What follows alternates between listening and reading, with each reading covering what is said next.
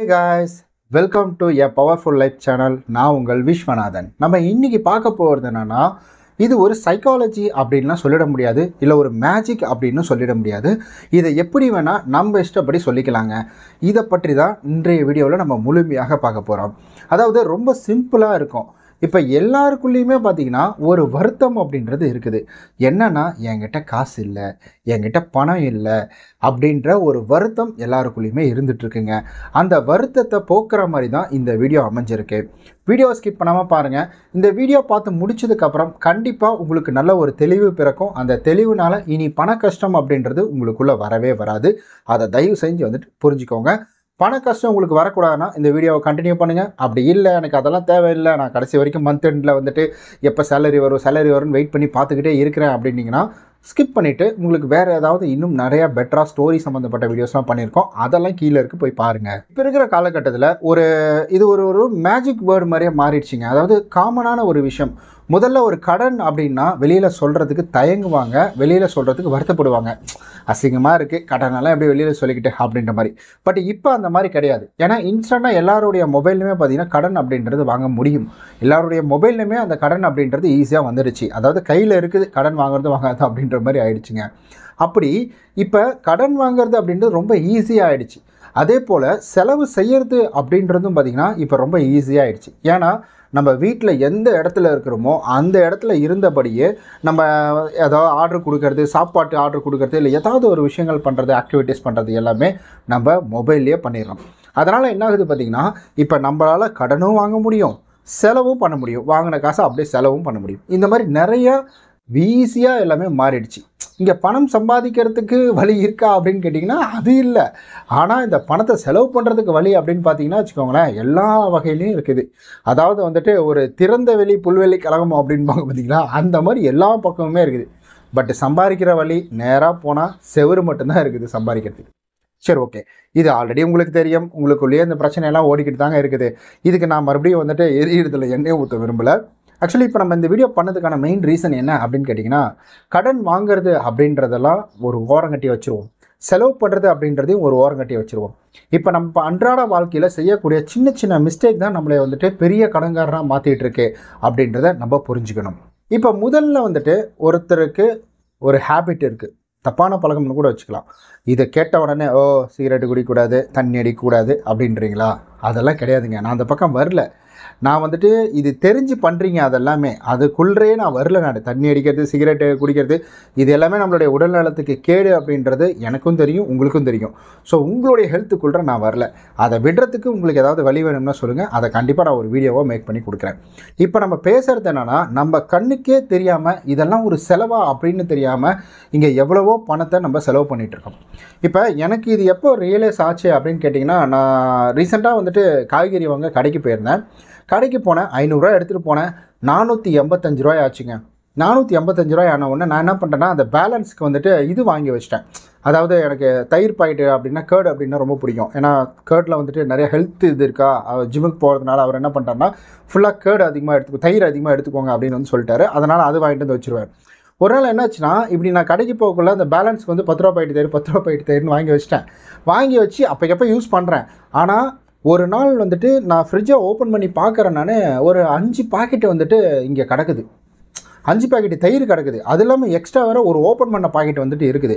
அப்போ நான் யோசித்தேன், எதுக்கு 5 பாக்கெட்டு? நான் போய் கேட்குறேன், நான் என்னம்மா இவ்வளோ பாக்கெட் இருக்குது அப்படின்னு கேட்குறேன். அவங்க சொல்கிறாங்க, நீங்கள் தான் கடைக்கு போகக்குள்ளெல்லாம் ஒன்றும் வாங்கிட்டு வந்து வைக்கிறீங்களே அப்படின்ற மாதிரி சொல்லியிருந்தாங்க. அப்போ தான் நான் யோசித்தேன், 5 பாக்கெட்டு கணக்கு வச்சு 50 ரூபா ஃப்ரிட்ஜில் ஏன் எதுக்குன்னு தெரியாமல் தூங்கிட்டு இருக்கு, எனக்கு நீடும் இப்போதைக்கு இல்லை, என்னடா அது அப்படின்ற மாதிரி இருந்துச்சு. இப்போ நான் இந்த வழியில் ஒரு விஷயத்தை ரியலைஸ் பண்ணிக்கிட்டேன். அதாவது நம்ம கடைக்கு போகிறோன்னா வச்சுக்கோங்களேன், மீதி இருக்கிற சில்லறைக்கு சரி 2 ரூபா சாக்லேட்டு கொடு, சரி ஓகே மீதி 5 ரூபா தானே இருக்கேன், அந்த 5 ரூபாய் கள்ளப்பருப்பி கொடுங்க, நம்ம சாப்பிட்றதுக்கு வேறு அடுத்த விஷயம். பட் அந்த இதுக்கு நம்ம நிறையா வாங்கி வச்சிடுறோமோ, அந்த சில்லறையை நம்ம பெருசாக வந்துட்டு கண்டுக்கிறது இல்லையே அப்படின்ற மாதிரி எனக்கு ஒரு தாட் அப்படின்றது இருக்குது. அதுக்கப்புறம் நான் வந்துட்டு ஒரு முக்கியமான செயலை செஞ்சேன். அந்த முக்கியமான செயலில் நடந்த மாற்றத்தை தான் நான் உங்களுக்காக இப்போ இந்த வீடியோ மேக் பண்ணியிருக்கேன். இங்கே பார்த்தீங்களா, இதை பார்த்த உடனே என்னடா பிரியாணியை வந்துட்டு சாப்பிட போறியா, அதை நாங்கள் பார்க்கணுமா அப்படின்னு கேட்காதீங்க.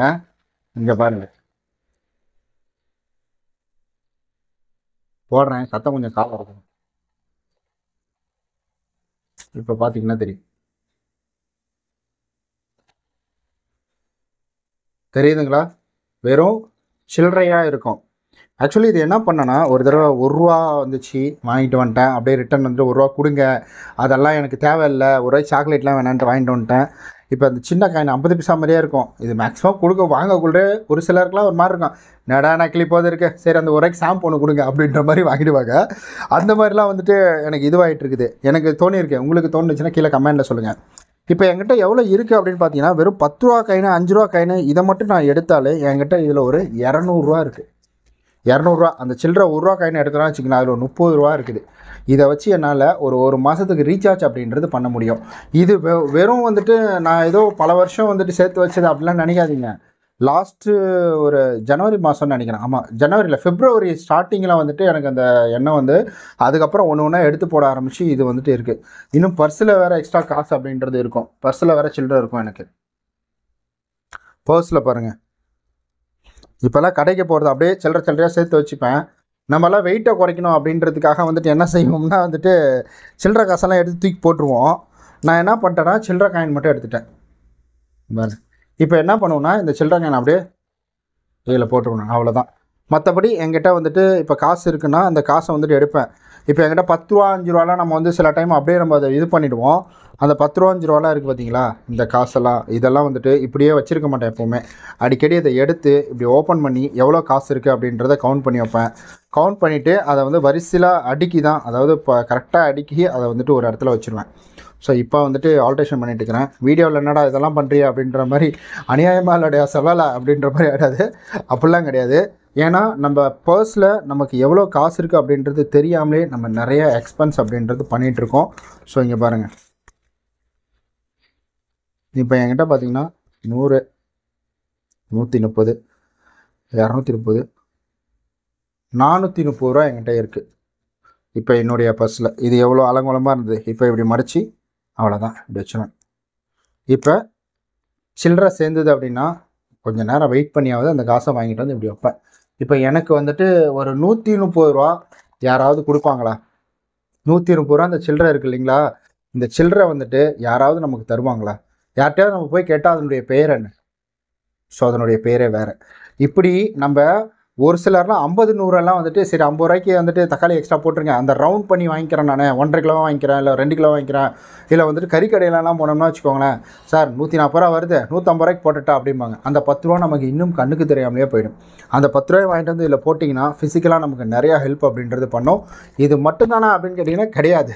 அங்கே இருக்குது கேமராவை நிறையா தடவை எடுத்து என்னால் ஹேண்டில் பண்ண முடியல, அதனால் இங்கே வச்சுட்டேன் நான். அதாவது தூக்கிட்டே வர்றதா இருக்குது. ஸோ இந்த மாதிரி சேஞ்ச் எல்லாம் எனக்கு கிடைக்குது அப்படின்னா அதுக்கு குறிப்பான காரணம் கடையில் இருக்கக்கூடிய சில்லறையை வாங்கிட்டு வந்து போட்டு வச்சுட்டு, எனக்கான சில்லறை நான் கொடுக்குற காசு, நான் அவங்கள்ட்ட போய் வந்துட்டு எக்ஸ்ட்ராலாம் காசுலாம் வந்துட்டு சும்மா கொடுங்கலாம் கேட்க போகிறது கிடையாது. என்னுடைய காசை சரியாக சில்லறையாக கொடுங்கன்னு கேட்டு வாங்கி வச்சுருக்கேன். நீங்களும் வச்சிங்கன்னா உங்களாலையும் பணம் அப்படின்றது சேமிக்க முடியும். இப்போ நீங்கள் முதல்ல உங்களுடைய சேமிப்பை இந்த இடத்துலேருந்து கொண்டு வந்தால் தான் உங்களால் பெரிய சேமிப்புக்குள்ளே போக முடியும். நம்மளாம் இந்த மாதிரி சின்ன அமௌண்ட்டையே நம்ம மதிக்க மாட்டேன்றோம், பெருசாக வந்துட்டு கண்டுக்க மாட்டேன்றோம். அப்புறம் எப்படி வந்துட்டு இந்த இடத்துல நமக்கு வந்துட்டு சேவிங்ஸ் அப்படின்றது பெருசாக சேவிங்ஸ் பண்ண முடியும்? இதில் வேறு ஒரு 20 ரூபா வந்துட்டு காயினில் இருக்கும். 20 ரூபா காயின், 20 ரூபா காயின்லாம் கிடச்சிது. 20 ரூபா காயின்லாம் கிடச்சிது. ஸோ இந்த மாதிரி நிறையா வந்துட்டு காசு அப்படின்ட்டு சேமிக்க ஆரம்பிச்சது இந்த இடத்துல தான். அதனால் தயவுசெய்து கடையில் சில்லறை இருக்குன்னா சில்லறை வாங்குங்க. அந்த இடத்துல சோம்பேறித்தனம் பட்டுக்கிட்டு நீங்கள் எதுக்கடா சில்லறையை வாங்கி பர்ஸில் போட்டுட்டு அப்படின்ற மாதிரி நினைக்காதீங்க. அது ஒரு கட்டத்தில் இவ்வளோ பணம் அப்படின்றது நமக்கு கொடுக்கும். இவ்வளோ பணம். ஆமாம், வெளிச்சம் வேறு நல்லா தெரிலைங்க. இப்போ நல்லா தெரியும் பாருங்க. ஓகே நண்பர்களே, ஸோ இதை தான் நான் உங்கள்கிட்ட பகிர்ந்துக்கணும்னு பகிர்ந்துக்கிட்டேன். இந்த வீடியோ ஸ்கிப் பண்ணாமல் இவ்வளோ தூரம் பார்த்ததுக்கு ரொம்ப நன்றி. உங்களுக்கு இந்த வீடியோ யாருக்காவது ஷேர் பண்ணி கொடுக்கணும், அவங்களுக்கு ரொம்ப ஹெல்ப்ஃபுல்லாக இருக்கும்னா தாராளமாக ஷேர் பண்ணி கொடுங்க. இது ஜஸ்ட் ஒரு இன்ஃபர்மேஷன், எனக்கு தெரிஞ்ச விஷயத்தை உங்கள்கிட்ட பகிர்ந்துக்கிட்டேன், அவ்வளவுதான். ஸோ இந்த மாதிரி பண்ணுறதுனால நமக்கு கையில் காசும் இருக்கும், வீட்டில் சுத்தமாக பணமே இல்லாமலே இருக்காதுங்க. ஏன்னா இந்த மாதிரி நம்ம வீட்டில் பணம் இருக்குது அப்படின்னா நமக்கே தெரியாமல் நமக்கு ஒரு கான்ஃபிடென்ட் அப்படின்றது வரும், நம்ம கையில் காசு இருக்குன்னு தெரிஞ்சாலே. அதனால தான் சொல்கிறேன் நான். இது சைக்காலஜி ரீதியாகவும் எடுத்துக்கலாம், இல்லை வந்துட்டு ஆன்மீக ரீதியாகவும் எடுத்துக்கலாம். அது எடுத்துக்கக்கூடிய நம்மளுடைய விருப்பத்தை பொறுத்து தான் இருக்குது. நம்ம நாளைக்கு இது போல் வேற ஒரு பயனுள்ள வீடியோவில் சந்திக்கலாம். பாய்.